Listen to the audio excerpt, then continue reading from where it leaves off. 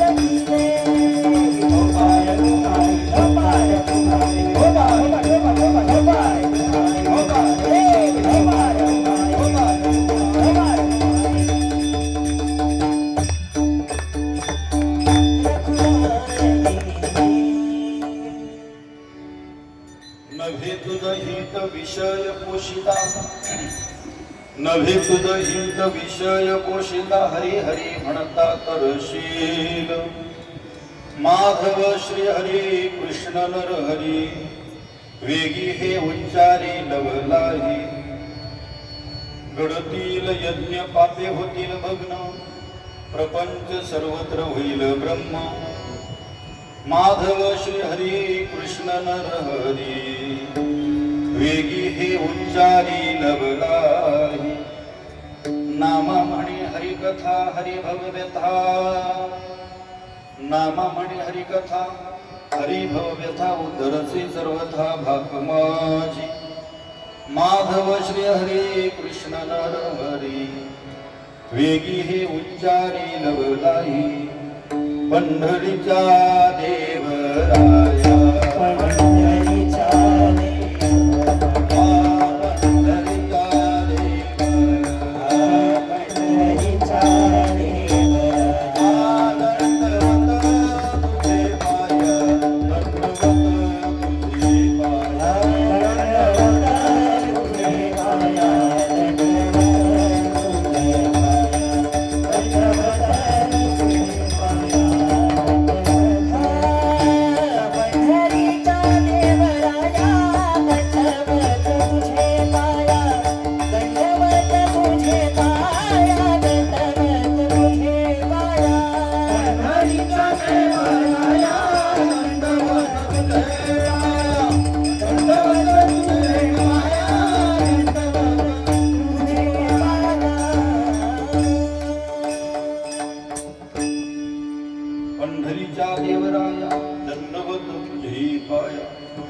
ओम नमो ज्ञानेश्वरा करुणाकरा दयाळा तुमचा अनुग्रह लाधलो पावन झालो चराचरी नमो सद्गुरु तुकया ज्ञानदीपा नमो सद्गुरु सच्चिदानंद रूपा नमो सद्गुरु भक्त कल्याण मूर्ती नमो सद्गुरु भास्करा पूर्ण कीर्ती मस्तक हे पायावरी मस्तक हे पायावरी मस्तक हे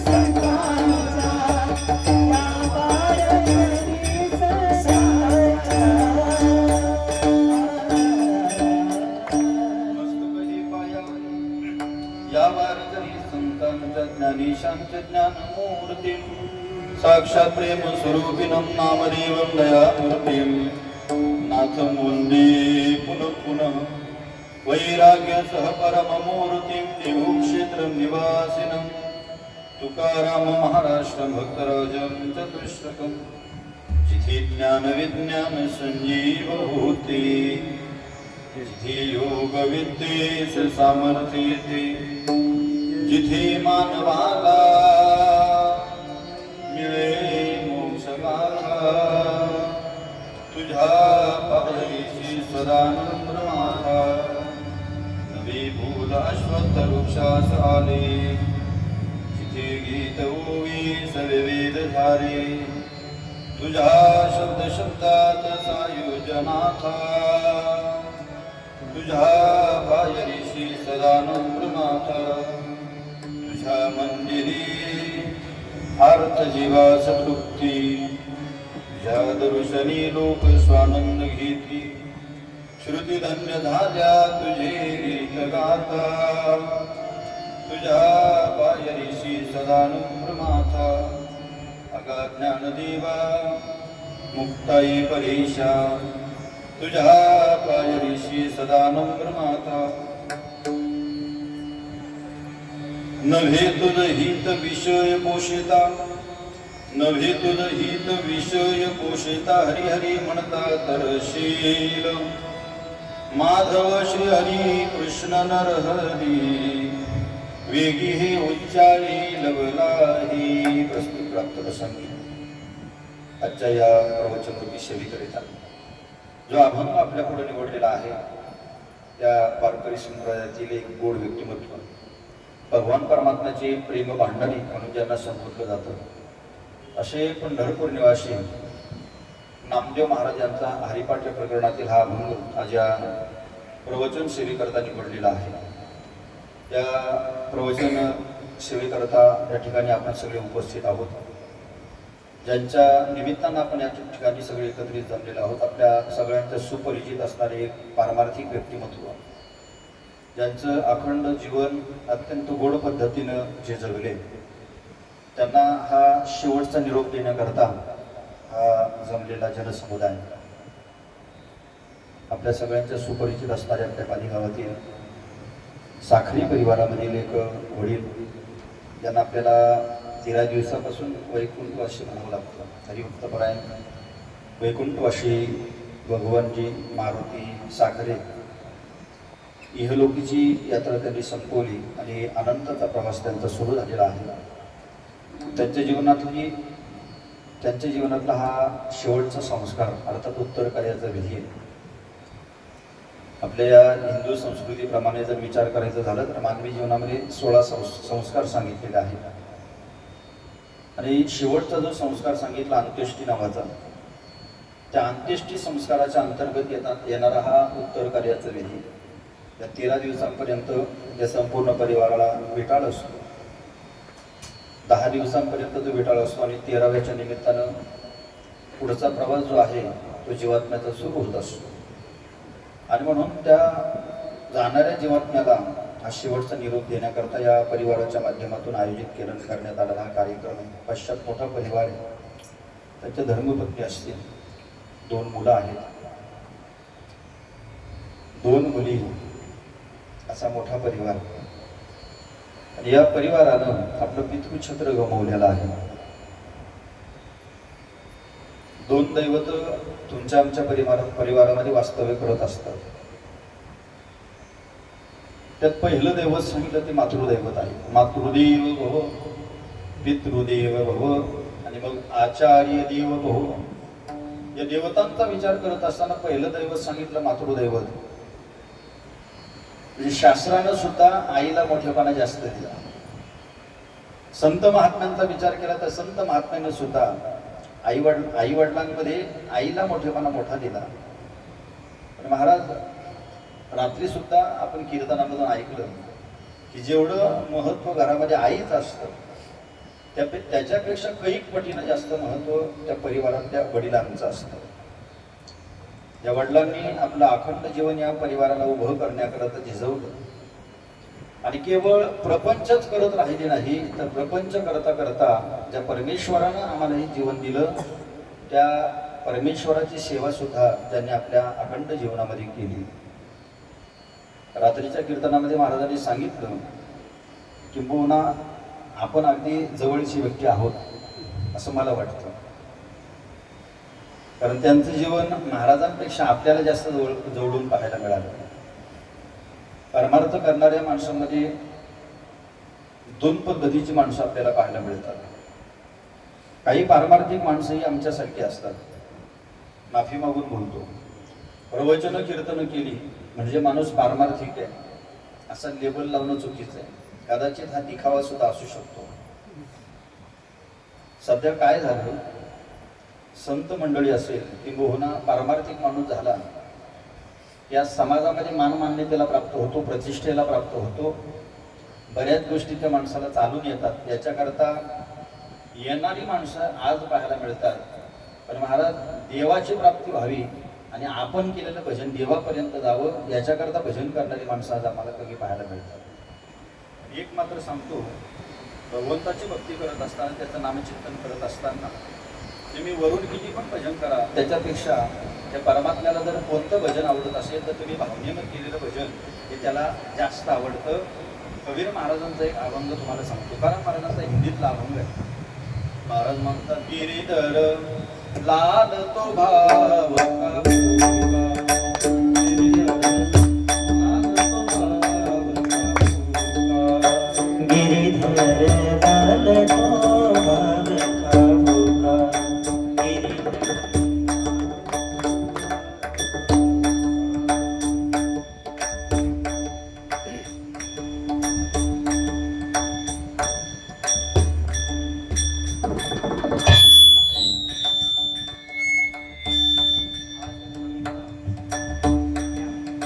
राग कला नहीं जानत तुका, राग कला नहीं जानत तुका, गिरिधर लाल तो भाव कहूका, गिरिधर लाल तो भाव कहूका, गिरिधर लाल तो भाव कहूका,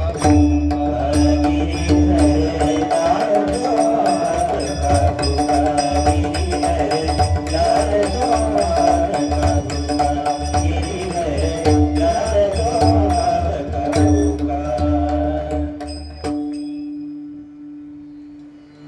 गिरिधर लाल तो भाव कहूका, राग कला नहीं जानत तुका, गिरिधर लाल तो भाव कहूका. परमात्मा जो आहे तो आपण भावनेने केलेल्या भजनाचा भुकेला आहे. म्हणजे एरवी संध्याकाळची भजनं असतील त्यावेळेला भरपूर गर्दी आपल्याला पाहायला मिळते. दुर्मिळता पाहायला मिळते ती काकड्याच्या निमित्तानं. बरोबर. आज सप्ताहामध्ये कीर्तनाला एवढी गर्दी आपल्याला बघायला भेटते की बसायला जागा पुरत नाही, एवढी गर्दी सप्ताहामध्ये कीर्तनाला असतात. हरिपाठाला सुद्धा भरपूर मंडळी आपल्याला पाहायला मिळते. रात्री जागर भजन असलं तरी माणसं पाहायला मिळतात. पण अगदी बोटावर मोजण्यासारखी माणसं काकड्याची साधना करतात. आणि काकड्याची साधना ज्यांनी जीवनभर केली. मला कल्पना आहे की आपल्या या परिसरामध्ये पालेगावला एक काकडा व्हायचा, दुसरा काकडा जर कुठं होत असेल तर आपल्या पालीगावामध्ये आज सुद्धा ती काकड्याची ती प्रथा आज सुद्धा ही सगळी मंडळी सांभाळत आहेत. आणि आजूबाजूला कुठं कार्यक्रम असेल, बाकीचं सोडा, आमच्याकडं कार्यक्रम, आमच्या हक्काची माणसं फक्त सांगायचं दादा तुम्हाला यावं लागेल, ते सांगतात तुमचा कार्यक्रम आणि आमचा वेगळा नाही. या हक्कानं सगळी माणसं हजर राहत असतात. गेल्या अनेक वर्ष काकड्याची सेवा ज्यांच्या माध्यमातून घडली. रात्रीचं जागर भजन असेल, पालीगावातला सप्ताह आला म्हणजे ज्यांची धावपळ चालू असायची, मला वाटतं ते घरात कमी आणि कीर्तनाच्या मंडपात जास्त असायची. कीर्तन मंडप झालं की लगेच जेवणाच्या मंडपामध्ये का सगळं त्यांना करावं लागायचं. काय होतं, कधी कधी कीर्तनाच्या माध्यमातून एखादा कीर्तनकार ज्या वेळेला त्या मंडळींचं कौतुक करतं त्यावेळेला बाकीच्या लोकांना असं वाटतं मग आम्ही काहीच करत नाही का, तुम्ही करता ना, नाही करत असं आमचं म्हणणं बिलकुल नाही आहे. पण ज्या माणसानं संपूर्ण प्रपंच आपला कार्यक्रम 3-3.5 दिवसाचा असतो, पण मला वाटतं त्याच्याकरता धावपळ मात्र यांची 4-5 महिन्यांची चालू असते. इथूनच कार्यक्रमाच्या तारखा या सगळ्या गोष्टी. आणि आपल्या पालीच्या सप्ताहामध्ये सुद्धा आमच्या भगवान बाबांचं मोठं योगदान. रात्री आमच्या यशवंतरावांकडे बसलो होतो आणि त्यावेळेला बोलता बोलता ते बोलून गेले. म्हटलं आमचा काकडा चांगल्या पद्धतीने चालला होता, त्या काकड्याला मोठा आधार होता, पण आता मात्र पुढं आम्हाला प्रश्न पडेल की हा काकडा आम्ही पुढं कसं सुरू ठेवायचा. तर नेहमीची जी माणसं असतात एक नाळ जुळलेली असते, त्याच्यामुळं त्यातला एक माणूस जरी कमी झाला तरी त्याचा प्रत्येक माणसाला फटका बसतो, परिणाम जाणवतो. आणि तो जाणवला. मला वाटतं ही सगळी मंडळी जी आहेत काकड्याची मंडळी भले वेगवेगळ्या घरातील असतील पण एका कुटुंबातली माणसं होती, जीवाभावाची माणसं होती. अशी जीवाभावाची माणसं भेटत नाही. गोड पारमार्थिक जीवन जगणारे व्यक्तिमत्व. काय असतं, आपलं जीवन पारमार्थिक जगत असताना पुढं तेच परमार्थाचं वारसा मात्र मुलांना देण्याकरता बरीचशी माणसं चुकतात. आपल्या मुलांना पुढं परमार्थ शिकवतीलच असं नाही. आमच्यासारखी लोक ज्या वेळेला बाहेर जातात लोकांना भरपूर सांगतात असं वागा, अमुक केलं पाहिजे. लोकांना सांगणं ठीक आहे हो, पण जोपर्यंत आपल्या घरात तशा पद्धतीचं बालकडू आपण देत नाही तोपर्यंत लोकांवरती सुद्धा त्याचा परिणाम होत नाही. त्याची इच्छा होती आपला मुलगा संप्रदायामध्ये सेवा करणारा असला पाहिजे. आज ऋतिक चांगल्या पद्धतीने सेवा करतो. परत त्यांनी फक्त संप्रदायाची सेवा केली नाही, मानवी जीवनातलं बाप नावाचं व्यक्तिमत्व म्हणजे देवतुल्य असतं. काही महिन्यांपूर्वी त्याच्या लक्षात आलं की बाबांना आजार झालाय अमुक अमुक, आणि त्या आजारामुळं त्यांना तो त्या त्रास व्हायला लागला. परत मुलांची आणि पत्नीची परीक्षा माणसाच्या आजारपणामध्ये असते. एरवी बाप चांगला असताना भरपूर सांगतात, बाबा तुम्हाला काय होऊ देणार नाही, आम्ही आहे ना काळजी घ्यायला. पण ज्या वेळेला प्रत्यक्ष प्रसंग डोळ्यासमोर असतो त्यावेळेला मात्र सेवा करणाऱ्या माणसांची कमतरता पाहायला मिळते. आम्ही आमच्या डोळ्यांनी पाहिलेले आहे. कितीतरी रात्रा कितीतरी दिवस दवाखान्यामध्ये जावं लागायचं. त्यांना सांगायचं तुम्ही थकत नाही का? ते म्हणतात ज्या बापाने आमच्याकरता एवढे कष्ट घेतले, आम्हाला उभं करण्याकरता जो बाप कधीच थकला नाही, त्या बापाच्या सेवेचं व्रत जर आम्हाला मिळालं असेल तर आम्ही थकायचं कशा करत. एवढे सगळे प्रयत्न त्यांनी केले. तर महाराज माणसाच्या मनामध्ये काहीतरी वेगळं असतं आणि दैव मात्र काहीतरी वेगळं चिंतित असतं. कदाचित त्यांचं आयुष्य तेवढं असेल, आयुष्याची मर्यादा संपली. पण एक सांगतो, माणूस जेवढा आयुष्य जगला की त्याचं खरं आयुष्य नसतं. तो गेल्यानंतर त्याची कीर्ती जेवढ्या दिवसापर्यंत शिल्लक राहते मला वाटतं ते आयुष्य त्याचं खरं असतं. आणि मग तुकाराम महाराजांचं एक प्रमाण अत्यंत गोड आहे. गेले दिगंबरा ईश्वर विभूती, गेले दिगंबरा ईश्वर विभूती, राहिला जगती जगारी,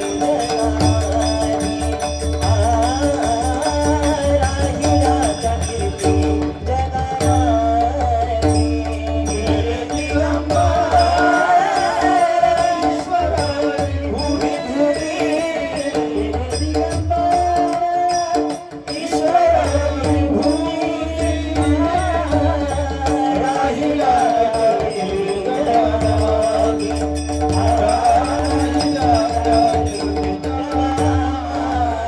जगती जगारी. गेले दिगंबरा ईश्वर विभूती, राहिल्या त्या कीर्ती जगरामाची. तुका म्हणे एका मरणीची सरे, उत्तमची उरे कीर्ती मागे. मानवी जीवन जगत असताना अशा पद्धतीने जीवन जगा की महाराज त्या माणसाविषयी बोलत असताना आपल्याला शब्द कमी पडतील अशा पद्धतीचं जीवन ते जगले. आणि हे जीवन जगत असताना महाराज मुलांना शिक्षण देऊन बाप मोकळा होतो, पण नेमकं शिक्षण हे पुरेसं नसतं. शिक्षणासोबत जरुरीचे असतात ते संस्कार, आणि ते संस्कार मात्र आपल्या मुलांमध्ये त्यांनी दिले. त्याचा परिणाम जोपर्यंत वडील होते तोपर्यंत खूप सेवा केली. रात्र रात्र जागून, दिवस पाहिला नाही, रात्र पाहिलं नाही, पाऊस पाहिलं नाही, ऊन पाहिलं नाही, हे सगळं करून जेवढी करता येईल तेवढी सेवा करण्याचं काम केलं. आणि एक दिवस मात्र आला की जो आपल्याला नकोसा होता त्यांचं जाणं या परिवारामधून झालं. महाराज वडिलांच्या जाण्यानंतर सुद्धा आमच्या वडिलांचा सोहळा झाला पाहिजे, कारण आयुष्य त्यांनी भजनामध्ये घालवलं. म्हणून आपण समोरचा बॅनर पाहत असाल 2-2 भजन रोज आहे, ग्रंथवचन असेल, हे कार्यक्रम आहे. कुणाच्याही वाट्याला हे प्राप्त होत नाही, कोणाच्या वाट्याला होतं ज्याच्या अंतःकरणामध्ये परमात्म्याचा वास आहे त्याच्याच वाट्याला हे प्राप्त होतं. महाराज आज भाग्यवान आहेत, जिथं कुठं असतील तिथं समाधानी असतील. ज्या पोरांना दिलेले संस्कार इथं उपयोगाला आले हे समाधान त्यांच्या अंतःकरणामध्ये असेल. महाराज रोज या ठिकाणी भजनं होतात. 13 दिवसांपर्यंत आपलं म्हणणं असतं की गेलेली व्यक्ती तो जीवात्मा इथं वास्तव्य करत असतो. ज्या वेळेला सगळं पाहत असतील त्यावेळेला मात्र आनंद वाटत असेल की आपण पोरांना संस्कार दिले, पण नक्की त्या संस्काराला पोरं उतरले हे समाधान त्यांच्या मनामध्ये असेल. आज त्यांचा उत्तर कार्याचा विधी आहे आणि त्या निमित्तानं हे चिंतन करण्याकरता उपस्थित आहे. मरण हे प्रत्येकाच्या वाट्याला आहे. 2 सोहळे मानवी जीवनातले. ज्ञानोबा वर्णन करतात, देहाची या गावा आली जन्म मृत्यूच्या सोहळी ना म्हणून धनंजयाची आपली. या देहरूपी गावाला आल्यानंतर पहिला सोहळा आहे तो जन्माचा आहे, दुसरा सोहळा मरणाचा आहे. गंमत अशी आहे, जन्माचा सोहळा ज्या वेळेला होतो की आपल्याला कळत नाही आणि मृत्यूचा सोहळा होतो तो पाहायला आपण शिल्लक राहत नाही. पण मानवी जीवनामध्ये महत्त्व द्यायचं ते कर्माला. जेवढ्या चांगल्या पद्धतीचं कर्म कराल त्याच्यावरून मृत्यूचा सोहळा होतो. ही लोक बोलतात बरं झालं एकदाच मोकळं केलं, बरोबर केलं. सोहळा कोणाच्या वाट्याला येतो? मला सोहळा त्याच्या वाट्याला येतो ज्यानं आपलं जीवन परमात्म्याकरता समर्पित केलं. आणि म्हणून त्यांचा हा मृत्यूचा सोहळा, मला वाटतं हा 13 दिवस सोहळा इथं संपन्न झाला होतं की नाही. एखाद्या सप्ताहामध्ये जशा पद्धतीचे कार्यक्रमांची रेलचेल असे तशा पद्धतीचे कार्यक्रम या ठिकाणी संपन्न झाले. त्याच्याकरता त्यांचे संस्कार महत्त्वाचे. आणि या जगातलं सगळ्यात मोठं सत्य जर कोणतं असेल तर मृत्यू नावाचं सत्य. किती जरी तुम्ही आम्ही नाकारण्याचा प्रयत्न केला तर एक ना एक दिवस तुम्हाला जावं लागणार आहे याची खुणगाट मनाशी बांधणं गरजेचं आहे. आज माणसं विसरले. तो कशाला विसरले? ज्या परमेश्वराने तुमच्या आमच्यावरती उपकार केले त्या देवाला विसरलो. आणि दुसरी गोष्ट म्हणजे आपण मरणाला विसरलो. चिंतन मला करायचं म्हणून वेळ काही घेत नाही. नामदेव महाराजांचा अभंग आज चिंतनाकरता आपल्या पुढे निवडलेला आहे. या अभंगामध्ये नामदेव महाराजांचा विचार आपल्या पुढे मला मांडायचा आहे. नामदेव महाराजांचं वारकरी संप्रदायातलं योगदान अत्यंत महत्त्वाचं आहे. त्या वारकरी संप्रदायाला पाया म्हणून लाभले ते ज्ञानोबा आहे. कारण बहिणाबाईंचा अभंग आहे, संत कृपा झाली इमारत फळाली ज्ञानदेवे रचिला पाया उभारिले देवालया. ज्ञानोबारायांनी या भागवत संप्रदाय रूपी मंदिराला पाया रचला आणि या मंदिराचं कळस होण्याचं काम माझ्या तुकोबारायांनी केलं. पण वारकरी संप्रदायाच्या प्रचार प्रसाराचं मुख्य काम जे आहे हे मात्र माझ्या नामदेव महाराजांनी केलं. पंजाबमध्ये घुमानपर्यंत जाऊन नामदेव महाराज पोहोचले. तुम्ही जर कधी पंजाबमध्ये गेलात तर पंजाबमध्ये घुमान प्रांतामध्ये जर जाण्याचा योग आला तर तिथं त्यांच्या शीख धर्मियांच्या गुरुद्वाऱ्यामध्ये आपल्याला नामदेव महाराजांची मूर्ती पाहायला मिळते. किंबहुना गुरुग्रंथ साहेब हा शिखांचा ग्रंथ आहे, पण त्यांच्यामध्ये आपल्याला नामदेव महाराजांचे अभंग पाहायला मिळतात. नामदेव जी की बाणी. याचा अर्थ या महाराष्ट्रात एका संताला शीख धर्मातली माणसं सुद्धा आपल्या डोक्यावर घेऊन नसतात.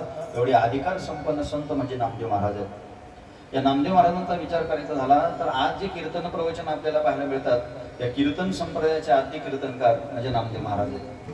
आता जशी आपली कीर्तनं सगळीकडे होताना पाहायला मिळतात तसं नामदेव महाराजांचं कीर्तन पंढरपूरच्या वाळवंटामध्ये. आणि ज्या वेळेला पंढरपूरच्या वाळवंटामध्ये नामदेव महाराजांचं कीर्तन व्हावं, कीर्तनाच्या वेळेला महाराज कीर्तन एकट्याचं हे खेळ मेळ जमविला. एकट्याला कीर्तन करता येत नाही, सगळ्यांचा मेळ असावा लागतो. कीर्तन करायचं म्हणजे कीर्तनकार पाहिजे, वाजवणारे पाहिजे, गाणारे पाहिजे. ते सगळ्यांचा मेळ जुळला की कीर्तन चांगल्या पद्धतीने रमतं. नामदेव महाराजांनी कीर्तनाला उभं राहावं आणि गाण्याकरता साथीला प्रत्यक्ष ज्ञानोबा असायचे. आणि महाराज चाल गायची कुणी हे सांगण्याचं काम मात्र जनाबाईंकडे असायचं. जनाबाई सांगायची, अहो ज्ञानोबा चाल गा. आणि ज्या वेळेला ज्ञानोबा कीर्तनामध्ये चाल गायची, महाराज एवढा रंग त्या कीर्तनात भरायचा, एवढा रंग कीर्तनात भरायचा. त्या कीर्तनामध्ये रंग भरल्यानंतर देवाला वाटायचं अरे तिकडं प्रवृत्ती कीर्तन चालू आहे आणि मी इकडं घरी काय करतोय. कोणाला वाटायचं? देवाला वाटायचं. आता बऱ्याच जणांची उत्सुकता आहे, कार्यक्रम आटोपला की प्रत्येकाचं ठरलं एकदाच घरी गेलो की लगेच कपडे घालायचे आणि पंढरपूरला निघायचं. वाटतं की नाही प्रत्येकाला? तसं पांडुरंग परमात्मा मंदिरात बसल्याने तो विचार करतो इथं काय काम आहे माझं मंदिरात, मग कुठं गेलं पाहिजे कीर्तनात. महाराज भगवान परमात्म्याने वीट सोडावी आणि नामदेव महाराजांच्या कीर्तनामध्ये येऊन नाचावं. परमात्मा किती नाचला, किती नाचला महाराज, एवढा परमात्मा नाचला की नाचता नाचता त्या परमात्म्याचं पितांबर कधी गळून पडलं तेच त्या परमात्म्याला कळालं नाही. नामदेव कीर्तन करी पुढे देवनाचे पांडुरंग.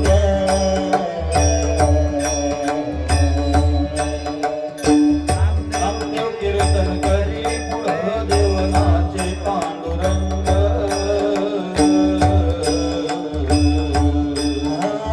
नामदेव कीर्तन करी पुढे देवनाचे पांडुरंग.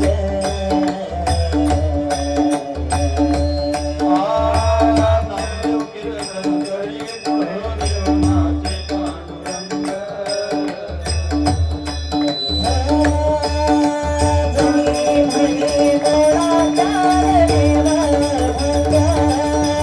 जनी म्हणे गोळाकार देवा भंगा. जनी म्हणे गोळाकार देवा भंगा. जनी म्हणे गोळाकार देवा भंगा. जनी म्हणे गोळाकार देवा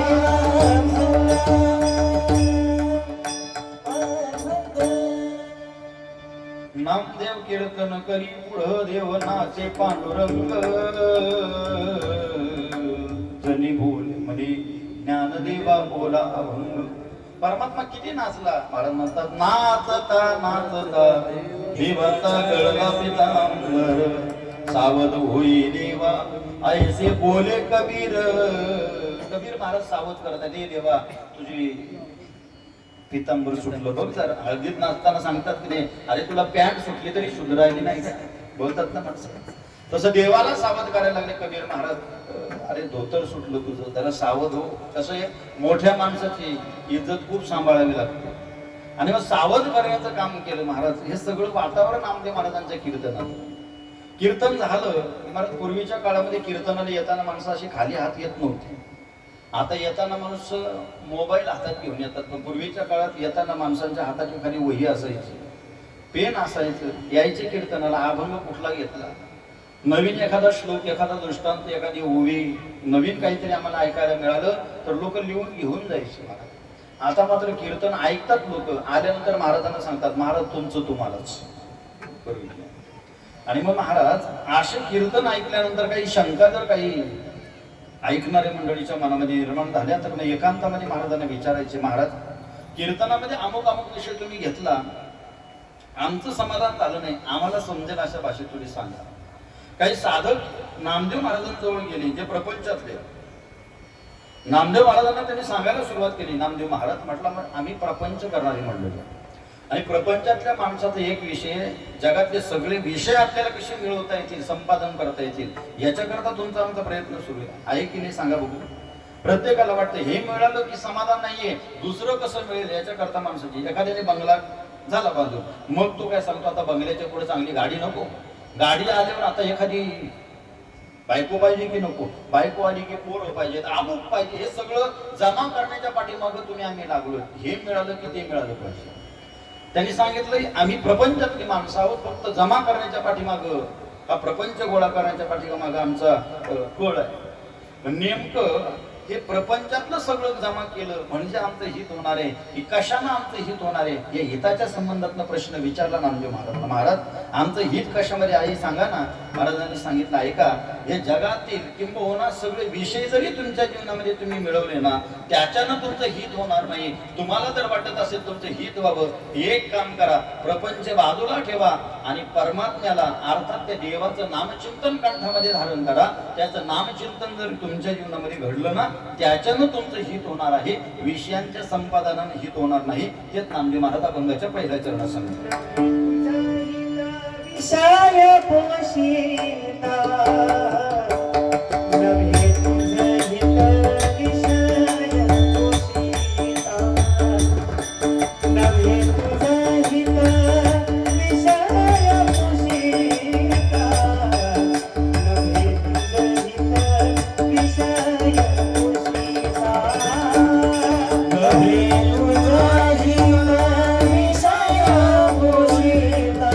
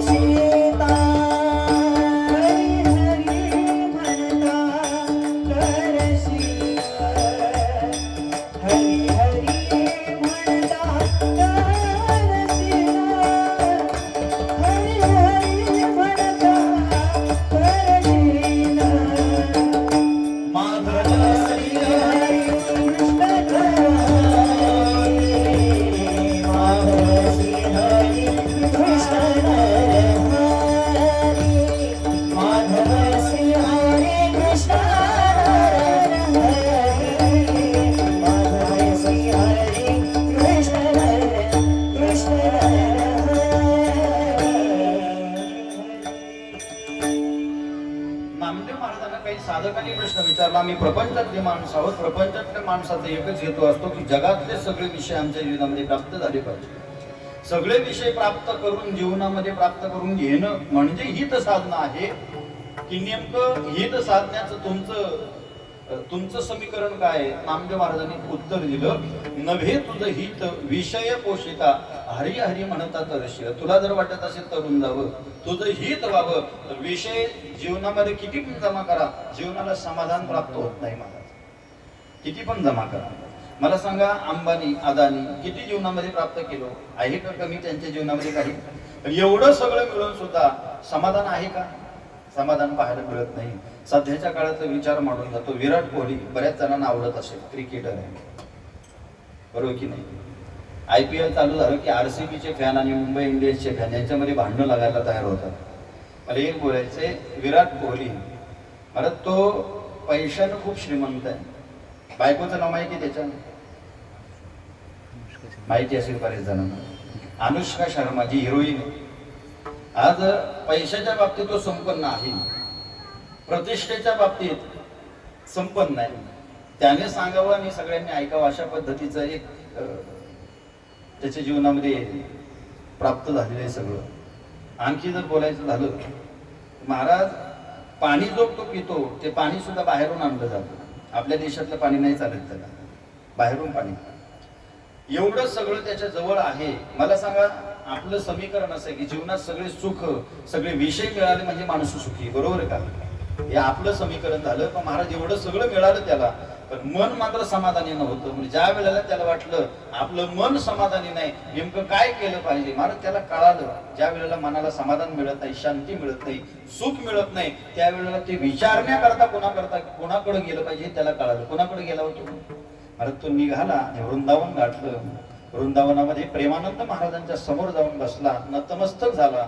मला सद्गुरूंना तसा प्रश्न विचारायचा नसतो, तरी तनु मनु जीवे चरणास लागावे आणि अगर्वता करावी दास्य सगळं.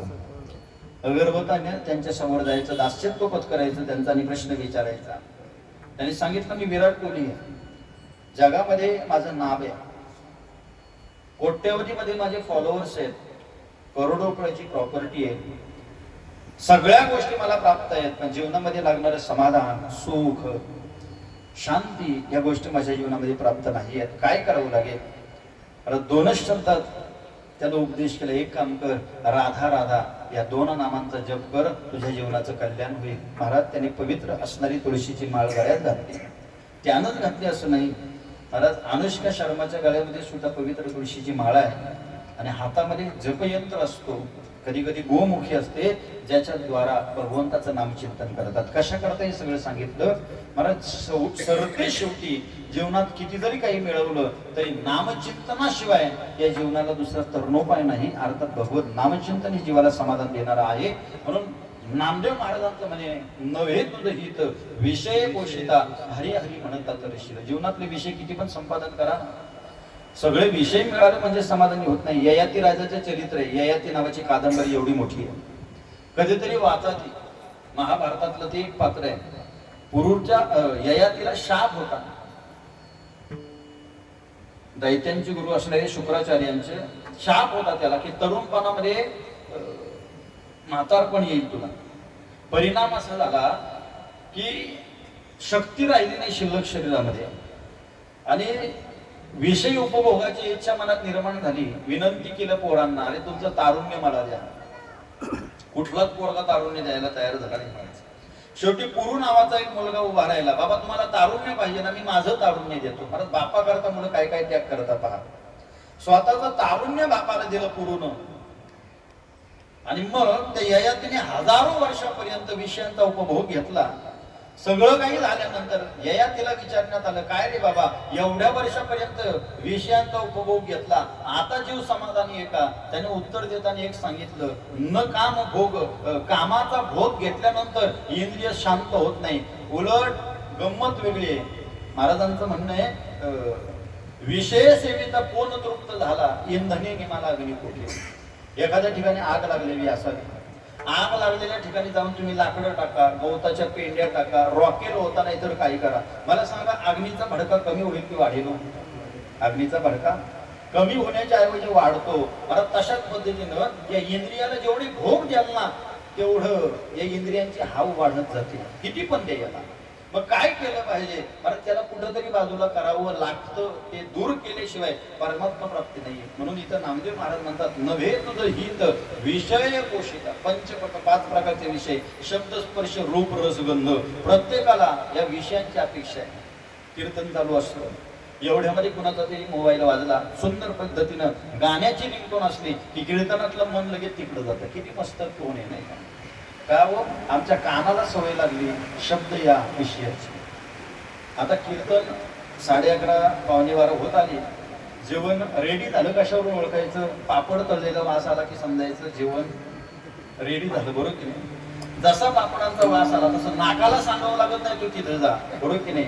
लगेच आपल्याला कळतं जेवण तयार झाले. महाराजांनी ओळखलं तर बरोबर होईल वाटतं की नाही आपल्याला. नाक या नाकाचा विषय आहे घाण. याला सुगंध आणि दुर्गंध कळत असतो. किती आतापर्यंत घेतले असतील तर याची हाव संपली नाही. या जिभेला सवय खाण्याची. उद्या एकादशी आजच जागा करतो बरं का. इतर एकादशी आपण लंगड्या करतो ते जाऊ द्या, पण कमीत कमी पंढरपूरची एकादशी तरी लंगडी करू नका. पण गंमत सांगतो तुम्हाला, उद्या जर तुम्ही बाहेर गेलात, उपवासी माहिती आहे, बरोबर एखाद्या वडापावच्या गाड्याजवळ आपली गाडी उभी असते आणि एक मस्त गरम गरम वडे तो काढत असतो.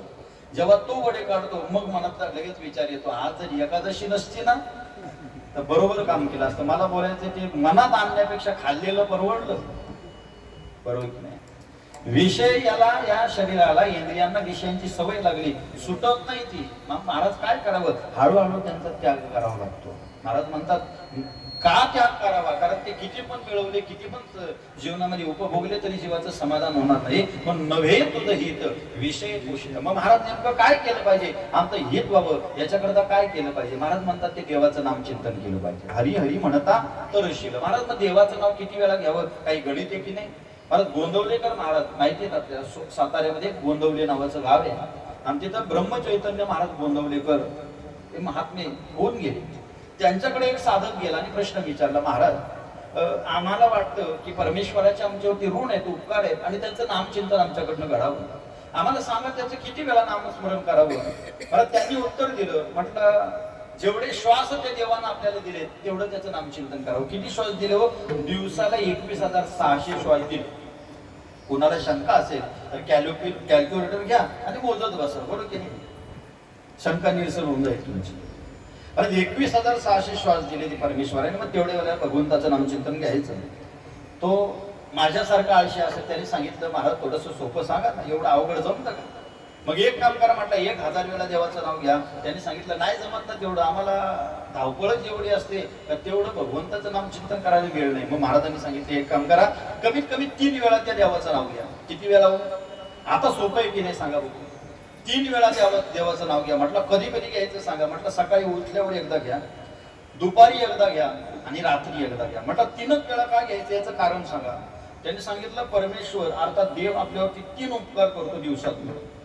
पहिले उपकार भगवान परमात्मा आपल्यावरती सकाळी करतो. काय करतो? भगवान परमात्मा आपल्यावरती पहिले उपकार करतो आपल्याला स्मृती देऊन. भगवान परमात्मा दुसरे उपकार करतो आपल्याला दुपारी जेवण झाल्यानंतर तृप्ती देऊन. आणि भगवान परमात्मा तिसरे उपकार करतो रात्री आपल्याला विश्रांती देऊन. हे 3 उपकार त्या परमात्म्याचे आहेत, म्हणून त्याचं नामचिंतन 3 वेळा करा. महाराज असं उत्तर दिल्यानंतर त्यांनी सांगितलं स्मृती कसं काय देतो? माणसाला झोप कधी लागते? विचार केला तर आपल्याला लक्षात येतं, जोपर्यंत माणूस सगळं विसरत नाही तोपर्यंत माणसाला झोप येत नाही. महाराज गंमत आहे, माणसाला सगळं विसरल्याशिवाय झोप येत नाही. बरोबर बोलतो की नाही? त्या माता मावल्यांच्या भाषेत जर बोलायचं झालं, सुतळीचा तोडा जरी माणसाच्या लक्षात राहिला तरी माणसाला झोप येत नाही. कधी कधी रात्री 2-2 वाजेपर्यंत माणसाच्या डोक्यात विचारचक्र चालू असतात, झोप येत नाही माणसाला. मग माणसाला झोप कधी येते? महाराज ज्या वेळेला सगळं विसरतो त्यावेळेला माणसाला झोप येते. पण महाराज रात्री जे विसरलेलो आहोत सकाळी उठल्याबरोबर आपल्याला आठवते की नाही हो? ते जर आठवलं नसतं तर मग घोटाळा झाला असता बरं का. कधी कधी आम्हाला, आपण 9वी-10वी पर्यंत मराठी माध्यमाला पेपरमध्ये एक विषय येतो, मी आमदार झालो तर, सूर्य उगवला नाही तर. मला वाटतं असा एखादा निबंध स्वतःच लिहा की सकाळी उठल्यावर मला जर काहीच आठवलं नाही तर काय होईल हो? पहिली अडचण सांगू. पहिली अडचण ही होईल की आपल्या शेजारी आपली पत्नी झोपलेली असेल, तिला विचारू ताई तुम्ही कोण आहात. पहिली अडचण. रात्री एखाद्याला जर उसने पैसे दिले असतील तर तो पैसे घेऊन पसार होईल आणि आपण दिलेले पैसे नेमके कोणाला दिले याचं आपल्याला स्मरण राहणार नाही. व्यवहार चालेल का? व्यवहार चालणार नाही. आपल्या स्मृती देणारा कोण आहे तो परमात्मा आहे. म्हणून त्याचं नामचिंतन सकाळी करा. दुपारी त्या परमात्म्याचं नाम घ्या का याचं महत्वाचं कारण आहे. जेवण आपण करतो. आता 13वाचा कार्यक्रम झाला की जेवण आपण करणार, पण आपण खाल्लेलं पचवण्याचं काम आपल्याला करता येत नाही. पचवून घेणारा तो परमात्मा आहे. तुम्ही म्हणाल महाराज कसं काय बोलता. 15वा अध्यायामध्ये या संबंधातला एक श्लोक पाहायला मिळतो. अहम वैश्वानरो भूत्वा प्राणिनाम देहमाश्रित प्राणापान समायुक्तम पचाम्यन्नम चतुर्विधम. चतुर्विध प्रकारचं अन्न मी पचवतो असं भगवान परमात्म्याचं म्हणणं आहे. खाणं आपल्या हातात आहे पण पचवणं त्याच्या हातात आहे. मला ज्या दिवशी पचलं नाही त्या दिवशी आपण सांगतो आता ऍसिडिटीची गोळी घ्यावी लागेल मला, का जरासा गॅस झाला माझ्या पोटात. म्हणजे पचतं कधी? जोपर्यंत त्याची कृपा आपल्यावरती होत नाही तोपर्यंत आपल्याला खाल्लेलं पचत नाही. म्हणून दुसऱ्यांदा त्याचं चिंतन करायचं, तिसऱ्यांदा त्या परमात्म्याचं नामचिंतन करायचं. का?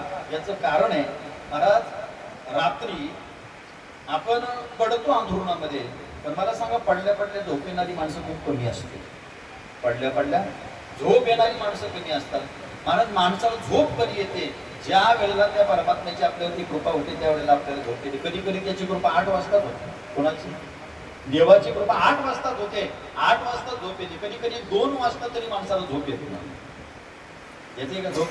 तर महाराज कधी कधी देवाची कृपा इतर ठिकाणापेक्षा कीर्तनात लोकांवरती जास्त असलेली पाहायला मिळते. बरोबर की नाही? कीर्तन प्रवचन चालू झालं, एखादा कठीण विषय आला की मग मात्र लगेच माणसाचे डोळे लागायला सुरुवात होतात. शेजारचा उठवतो, अरे उठ रे. अरे मी ऐकतच होतो. मग झालं काय? डुलकी कशी काय लागली तू? मला एक बोलायचं, परमात्म्याचे 3 उपकार आहेत आपल्यावरती. स्मृती देतो, तृप्ती देतो आणि विश्रांती देतो. म्हणून परमात्म्याचं नामचिंतन करायचं. किंबहुना आपल्याला जर आपलं हित व्हावं तर त्याच्या चिंतनाशिवाय दुसरा पर्याय नाही. हिताकरता संतांकडे जाऊ. आपलं हित कुणाला कुणाला कळतं? 3 जणांना आपलं हित कळतं. पहिलं हित कळतं ते श्रुती माऊलीला. माऊली म्हणतात अहितापासून काढती हित देऊन वाढवती नाही का श्रुती परवती माऊली जगा. आपलं हित कळतं श्रुती मागतात. आपलं हित कळतं वेदाला. वेदाला आमचं हित कळतं पण वेद मात्र आम्हाला कळत नाही. ही आमची अडचण. कळतो का वेद? कुणाला कळत असेल तर सांगा, मला क्लास लावायचा. वेद आपल्याला कळत नाही तर संस्कृत मध्ये सगळं आम्हाला कळत नाही वेदातलं. म्हणून वेदाला जरी आपलं हित कळत असेल तरी आम्हाला वेदापर्यंत जाता येत नाही. किंबहुना ते आम्हाला कळत नाही. म्हणून त्याला जरी कळत असेल तरी आमच्या उपयोगाचा नाही. दुसरं हित कुणाला कळत असेल तर महाराज ज्या आईच्या पोटी तुम्ही आम्ही जन्म घेतो त्या आईला आपलं हित कळतं. महाराज म्हणतात लेकुराचे हित वाही माऊलीचे चित्त. आईला हित कळतं. पण महाराज आईला जरी हित कळत असेल तरी आईला आपल्याच मुलाचं हित कळतं, दुसऱ्याच्या पोराचं कळत नाही. दृष्टांत एका मिनिटात सांगतो. 2 जण पोरं उन्हात खेळत होते. उन्हात खेळत असताना आईनं पाहिलं आपलं पोरग उन्हात खेळतं. आवाज दिला, ए बाळा इकडे. 1-2 वेळा आवाज आला, पोरग काही येत नाही.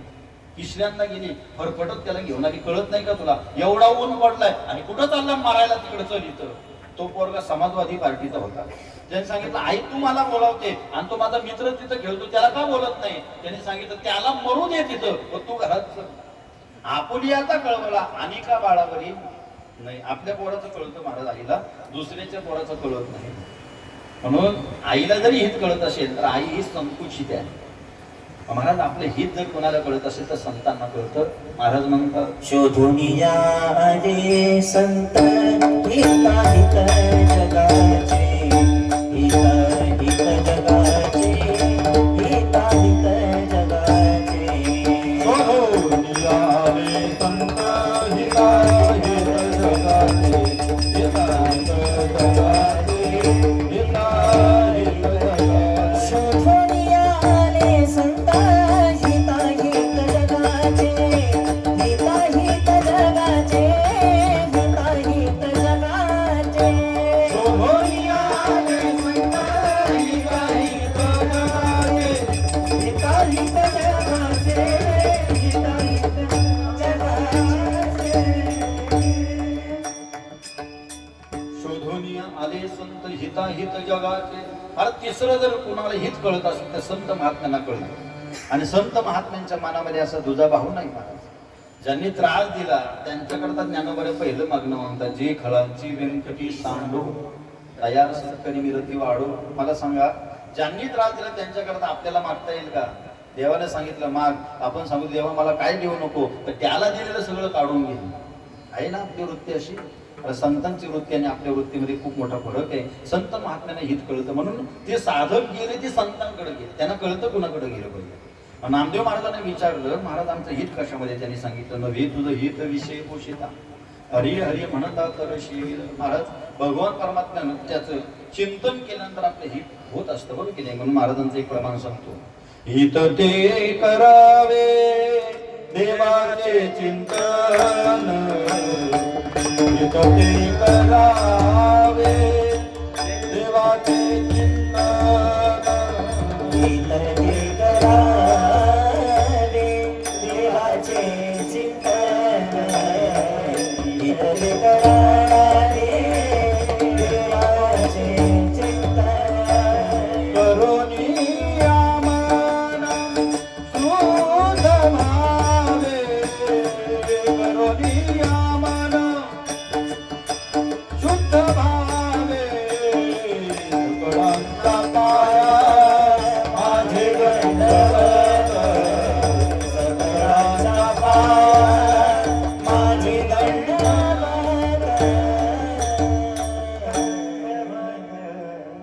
हित ते करावे देवाचे चिंतन, करोनी अमन शुद्ध भावे. त्या परमात्म्याचं चिंतन करणं याच्यामध्ये हित साधलेलं आहे. म्हणून नामदेव महाराज उपदेश करतात, काय करा? हित ते करावे देवाचे चिंतन, त्याचं नामचिंतन करा, त्याचं नामस्मरण करा, हरी हरी म्हणता तरशील. महाराज पण त्या देवाचं नेमकं कोणतं नाव घ्यायचं सांगा ना आम्हाला. महाराज म्हणतात, माधव श्रीहरी कृष्ण नरहरी वेगी हे उच्चारी लवला. ही त्या परमात्म्याचे अनेक नामं आहेत. त्याचं नाव माधव आहे, त्याचं कृष्ण आहे, श्रीहरी आहे. अहो परमात्म्याची 1000 नावं विष्णू सहस्रनामीमध्ये आपल्याला पाहायला मिळतात. कोणतंही घ्या, ज्याला जे आवडेल ते घ्या, बरोबर की नाही? कुठलंही नाम घ्या, त्या नामामध्ये एवढी ताकद आहे की ते नाम आपल्याला तारून घेऊ जाऊ शकते, एवढी ताकद त्याच्यामध्ये आहे.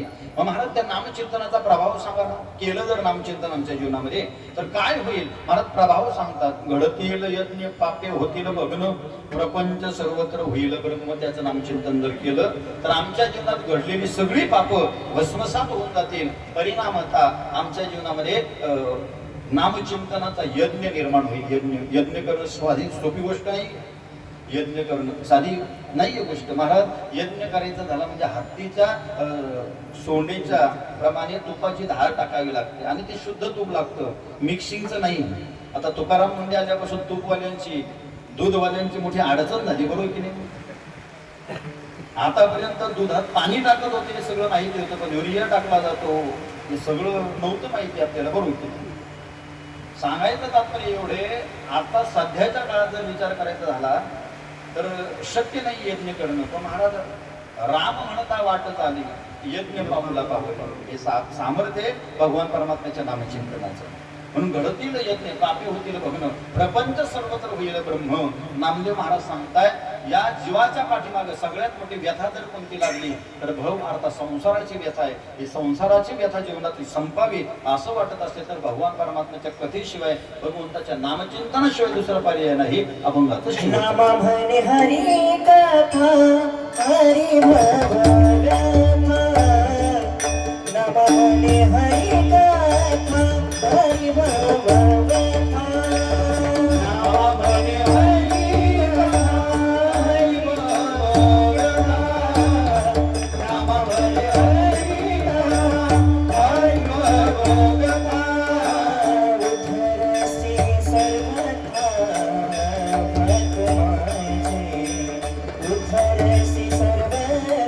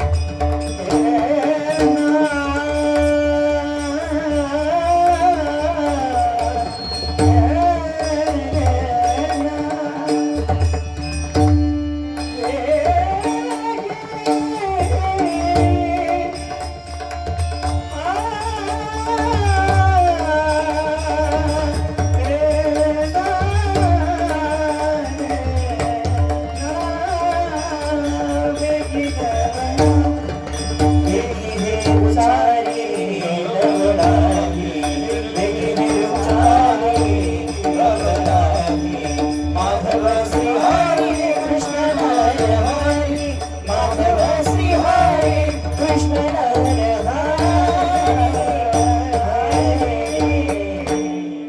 म्हणे हरिकथा हरी बगळता मुतरसे सर्वथा भाग माझी माधव श्री हरी कृष्ण नर हरी वेगी हे उच्चारी नवलाही. आज या ठिकाणी उत्तर कार्याच्या निमित्ताने ही प्रवचनाची सेवा करत असताना अभंगाच्या संबंधात थोडंसं चिंतन केलं. 2 शब्दात फक्त बापाची महती आपल्या पुढे थोडक्यात सांगतो. मला कल्पना आहे सध्याचं वातावरण पाहिलं, पाऊस पाहिलं तर मला सुद्धा इच्छा नाही जास्त वाढवायची. मला दादांनी अगोदरच सांगितलं 11:30 संपतो, पण 2 मिनिटं फक्त वाढीव घेतो, माफ करा. आज या परिवारानं आपलं पितृदैवत गमावले, अर्थात बाप गमावला. ज्या बापाची महती शब्दामध्ये व्यक्त करता यावी एवढी योग्यता आतापर्यंत माझ्यामध्ये तरी काही आलेली नाही आहे. पण कधीतरी तो बाप आपल्याला कळाला पाहिजे ते मला वाटतं. बऱ्याच जणांची तक्रार असते, ज्यांना आहे त्यांना किंमत नाही. बापाचा फोन आला तर कट करणारी कितीतरी माणसं आहेत. आमच्या म्हाताऱ्याला काही कळत नाही, कुठं बाहेर गेला का 1000 फोन करत बसतो. थोडासा बाहेर आलो की लगेच फोन करायला चालू करतो. आता मी काही लहान आहे का, छोटे आहे का? पोरांची तक्रार असते, आमच्या बापाला काही कळत नाही. आमचा बाप आम्हाला बोलतो, शिवाय देतो, ओरडतो. मला तो तोपर्यंत ओरडू शकतो जोपर्यंत आहे हो. गेल्यानंतर ओरडायला काहीच नाही.